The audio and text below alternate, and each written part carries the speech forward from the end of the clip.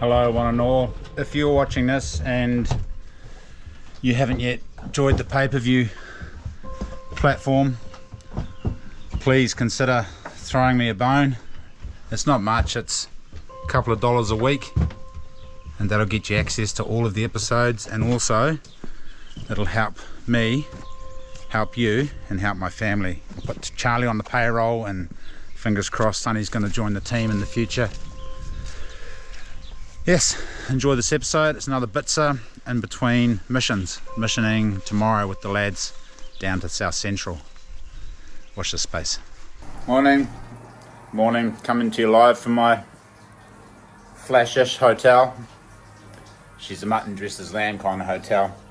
She looks good, just don't look too closely.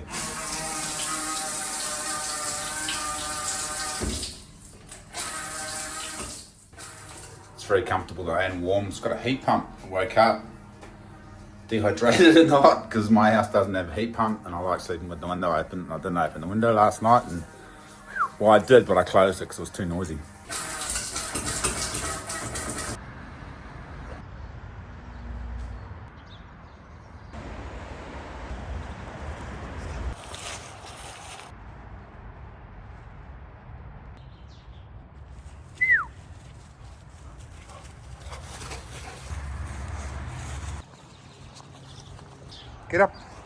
Get up, good girl. See that, Diesel? That's how you do it. Money for nothing and your tricks for free. Come on, you can do it. I don't want to jump up there. Good girl, Salty did it.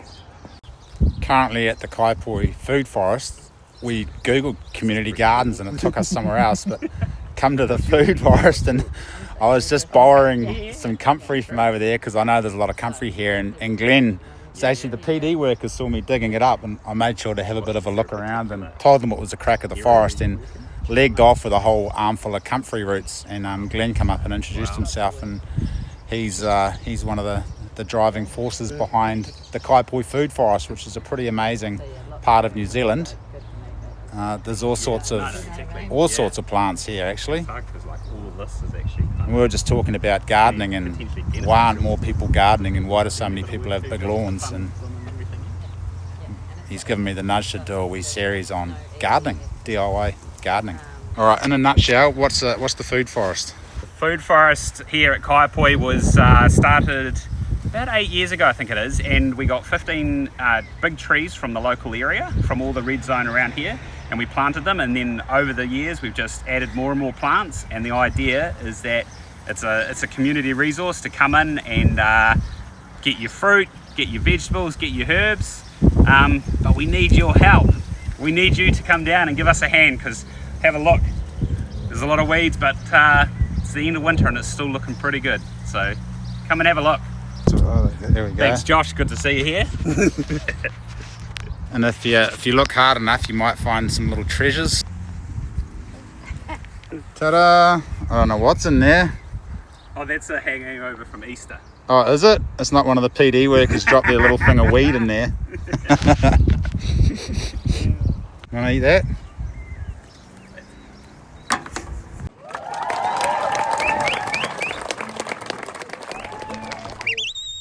Radishes. Gardening time. Going to put some radishes in. Going to start weeding and put some pea straw onto the garden. And then in another month or two I'll load it up with compost again. But right now I've got to try to get these buttercup under control. Everything's starting to grow again. Springtime, she all coming away. Grass, bloody hell. Hopefully I got the lawnmower going today, the ride-on lawnmower. It's not starting. I think the solenoid's not engaging, so I'll have to take that to bits. I tried tapping it with a hammer, that didn't work. There's probably a bit of corrosion in there. But look, garden's out of control. All of that green stuff you can see is all edible. It's all edible. Cabbages, Brussels sprouts, kale, leeks, herbs all through there, chives, spring onions, garlic. There's beetroot in there, lettuce, Italian leaf, parsley, bok choy, pak choy, celery. Oh, excellent. Look at that.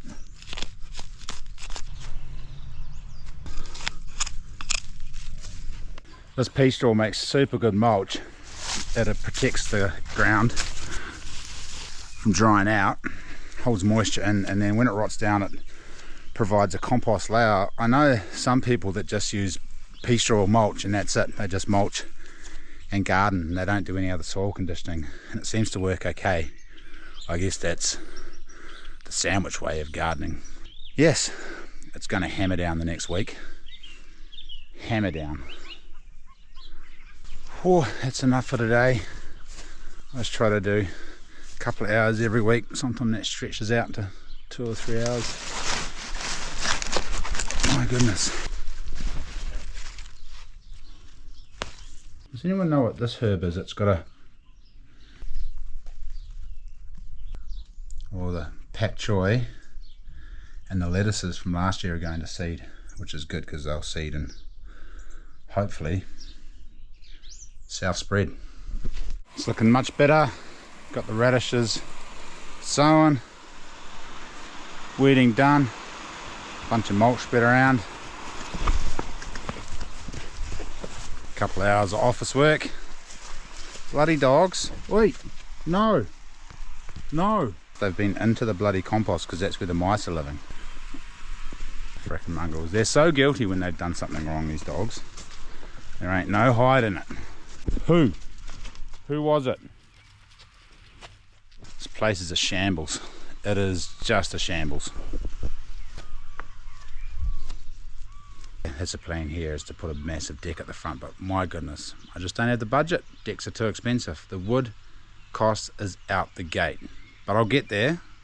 I've got this tiny little deck and I really struggle to keep it tidy. Oh my goodness. I'm going to do an hour's office work, then I'm going to tidy this up, pull all the weeds, pick all the bones in the wood up, stack all the boots. Being a bachelor is good, but when the kids come, it gets messy pretty quick. This is my to-do table, so anything I've got to do I put it on there, and there's always so much to do. I got Dan some new whitebait buckets. Sheep shares. Charlie's coming down to Savo. It's going to rain very heavily the next couple of days. Really want to share those sheep. We might have to do it in the rain. Don't know how that's going to work.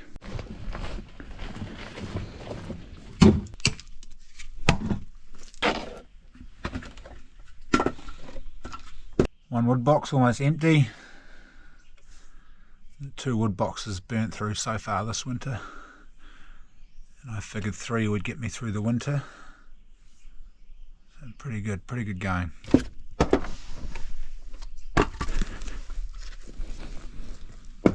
But a takeout for some of you fellas that might not use an axe the same way I do.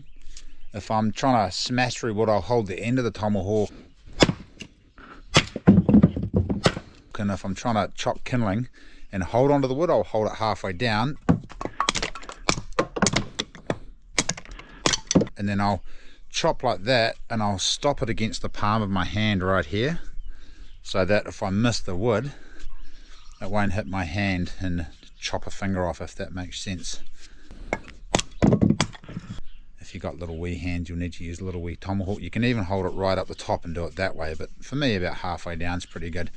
And that's how I managed to hoe through kindling really fast without worrying about missing and chopping my fingers. Another technique I use is, you can see I'm holding the wood with my hand, and I'm holding it flat like this, and then just letting go of the wood before the axe hits it, so I don't chop my fingers. And I can hold the kindling wood down the bottom of the wood, well away from the axe.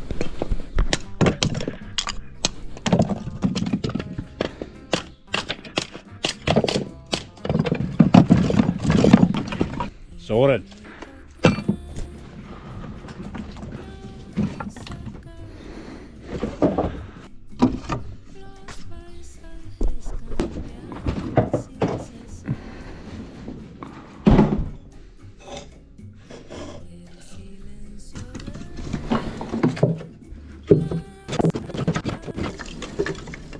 So satisfying, isn't it? Chopping wood, filling up the wood box.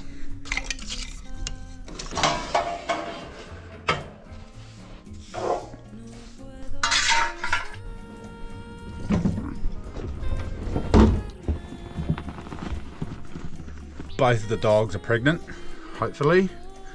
Puppy's ready to go. February. Best dogs I've ever owned. If anyone's keen, let me know.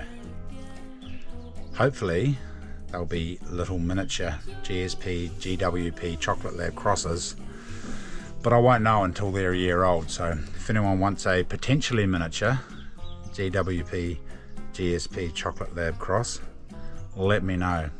Great hunting dogs, great family dogs, good for deer, ducks, upland game. They'll find your pig. They're good bush hunters, they're good river stalkers. They'll find a dead deer. I can have them around the middle of town with no lead on.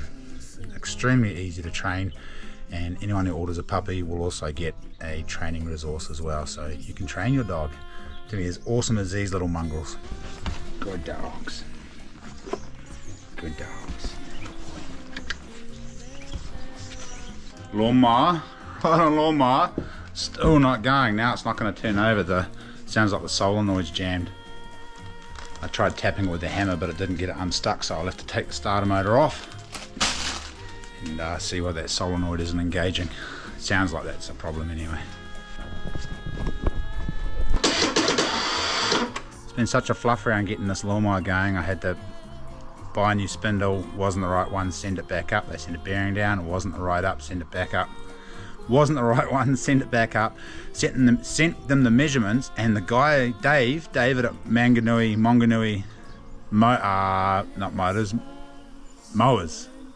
Mowers and Cycles. Anyway, Dave from some lawnmower shop in Manganui built one for me, built a spindle and sent it down. So thank you so much, David. He's been awesome. He could have just said, no, too hard, put it in the too hard basket. They don't make parts of that anymore, but instead he said, I reckon I can make you one of those. So what a legend. And it's people like that that make this world a better place to live in. However, I'm still going to get the bloody thing going, and my lawns are out of control. Just started to rain. No idea where this came from. I think that's what you use it for. Is it just a love heart? I don't bloody know. Making a new whitebait screen because mine's not big enough, and I'm hoping that this plastic mesh is going to work just as good as the alloy mesh. A bit of a punt. We'll see how it goes. Clear the bench. Motorbike parts everywhere.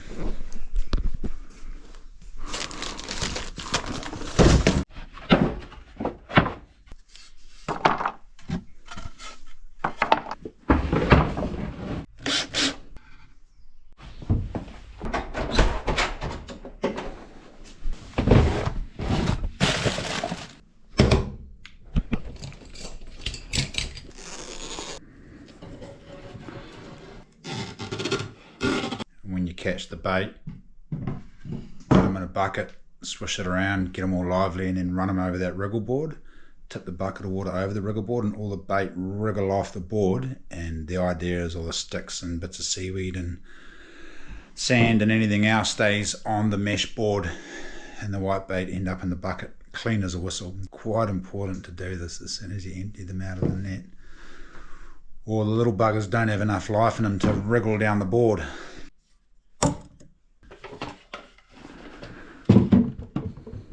Perfect. It's even got a little shuffle it and shaking down too. I've connected the polarity up on the battery wrong. That's why it ain't starting. I haven't done that in a long time. Thank God nothing's blown or started smoking in there.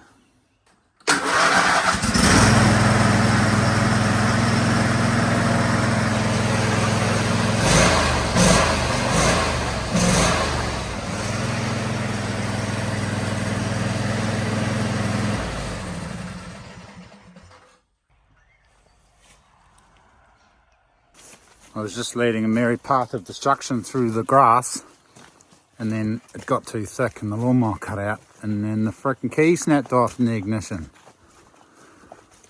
So I've got to rip the ignition barrel out. Tools of the trade: screwdriver, pair of pliers, and a hammer. Should take the vice grips as well. Screwdriver into ignition barrel, vice grips on screwdriver, rip ignition barrel out.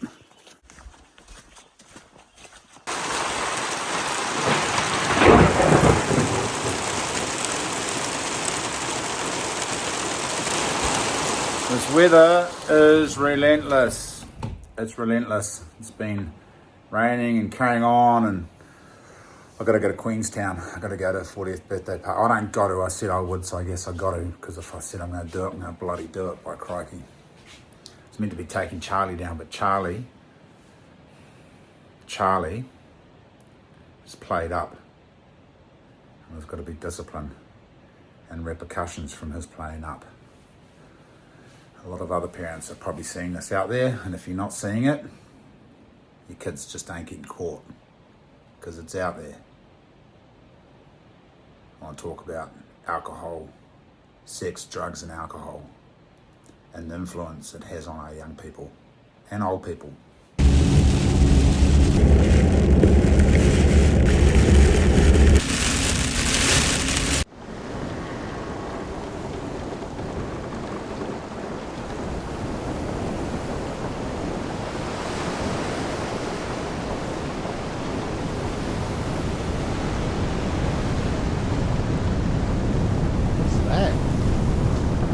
What is that?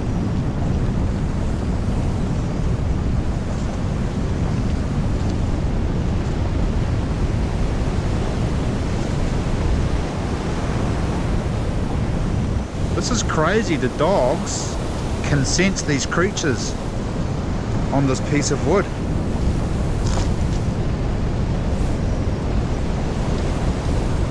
These are a delicacy. I'm going to take them home and cook them.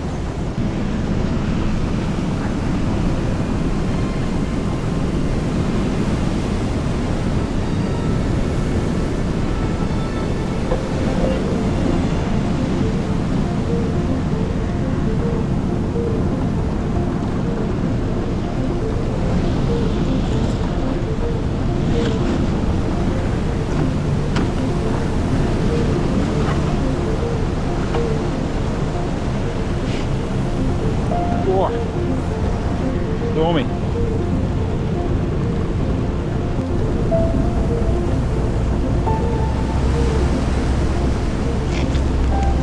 No whitebaiting going on. Rough as guts out there.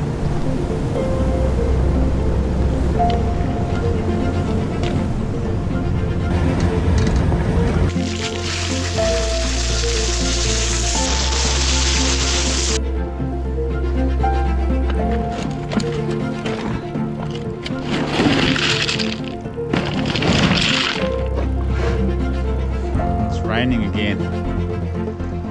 No surprises.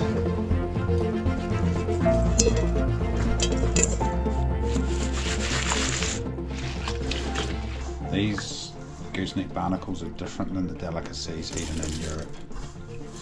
They're quite a bit smaller. There's probably not going to be a lot on them, but I'd imagine they make a pretty good soup stock. So I'm going to put steam. And then if they're not worth eating, I'll just make a stock out of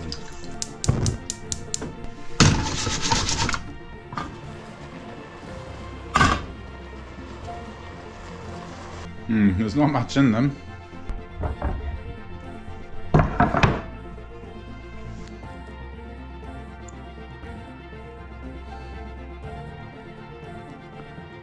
And they're blue inside. Oh, it smells delicious. It smells so good.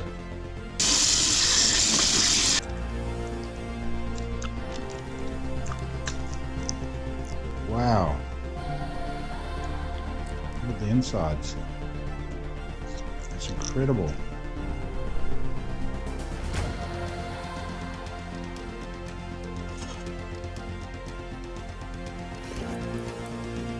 Oh, they make really good soup. Hooky soup, hooky crayfish soup, man, that's good. Oh, that's delicious.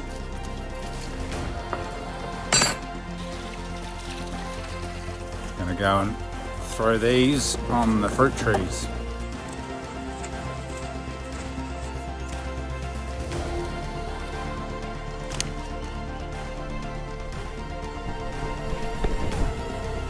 Welcome to Walk and Talk. On this Walk and Talk, I'm going to talk about addiction.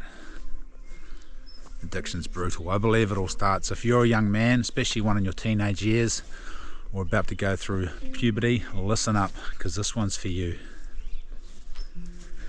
It all started with sugar for me, and for a lot of other people. I think that's where it starts when you're a kid. The sugar. Oh, sweet sugar. So good. So good.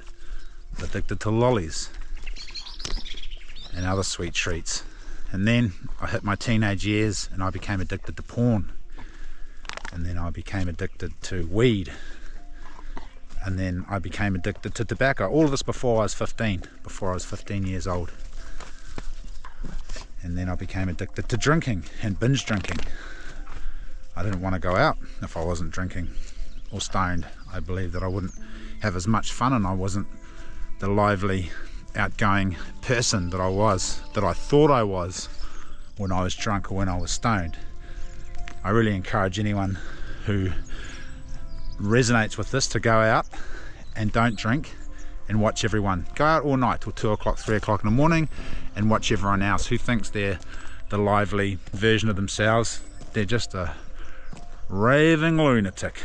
And the problem is, if you only see a lot of folks when you're out in the piss drinking, then they get to know that version of you. They don't get to know the real version. And that will have repercussions later on in life.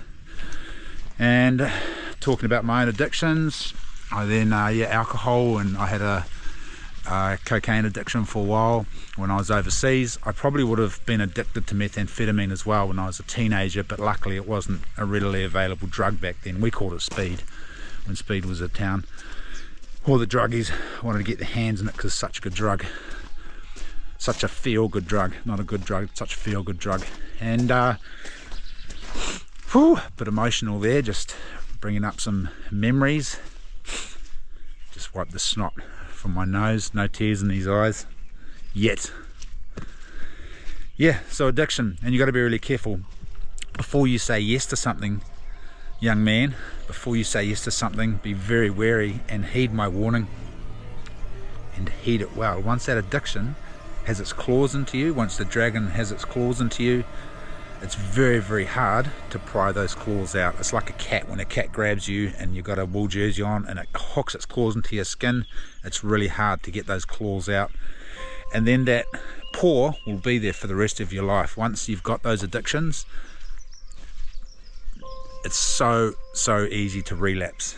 It's very easy to relapse, and it's very hard to keep those addictions at bay. And you can imagine a claw hanging, a paw, a big dragon's paw hanging above you, or a bear claw. As soon as it gets those claws in, it gets them all in at once. And that's what addiction's like. The more addicted we are, the more dopamine receptors appear in our brain. And the more dopamine we put out, and the more dopamine we need to feed those receptors. But did you know it just takes 3 weeks of abstinence, 3 weeks for those dopamine receptors to shrink back into the cells, which is pretty interesting. So if you go beast mode for 3 weeks and then go beast mode for 3 months, you can overcome these addictions. And quite interestingly enough, it takes 3 weeks to create a new habit and 3 months to set that habit on the rails and make it a consistent habit. Food for thought there. Be very, very wary what you say yes to, because I'll do it one time leads to another time, and then the little that wouldn't do it becomes more and more. What's that Guns N' Roses song, Mr. Brownstone? I used to do a little bit, a little wouldn't do it, so a little got more and more. I just keep trying to get a little better, said a little better than before. And that's about heroin, Mr. Brownstone. And heroin is a terrible, terrible drug. Thank goodness we don't have much of that in New Zealand, but we do have a lot of methamphetamine. There's porn everywhere, and there's alcohol and sugar. Porn and alcohol, two of the worst ones. They kill love, they kill fidelity, they'll ruin marriages, tear families apart, and make a weak man out of you. Because the more that you spill that seed, it's hard to explain. Try go celibate for 3 weeks. Give it a go. No masturbating, no sex, just 3 weeks of celibacy, and you'll see what I mean. It's like you're you start to buzz out. You start to walk tall, you walk proud. You put off this real positive vibration. I don't know what it is. There's something in it. Jim Carey talks about it. I'm going to leave the link for Jim Carey's yarn under this vid here. It'll be in the YouTube description and also in the Patreon and the Kiwi Bushman website description. I'll put that link in there so you guys can have a look and get Jim Carey's take on it. He's a pretty amazing fellow, that guy. He knows a lot of stuff about a lot of stuff.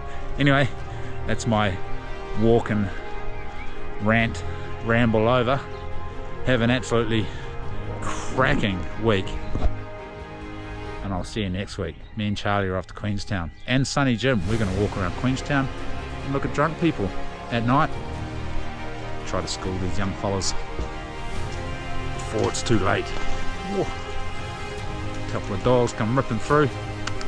Hey fellas, stay down. Stay down. Good girls.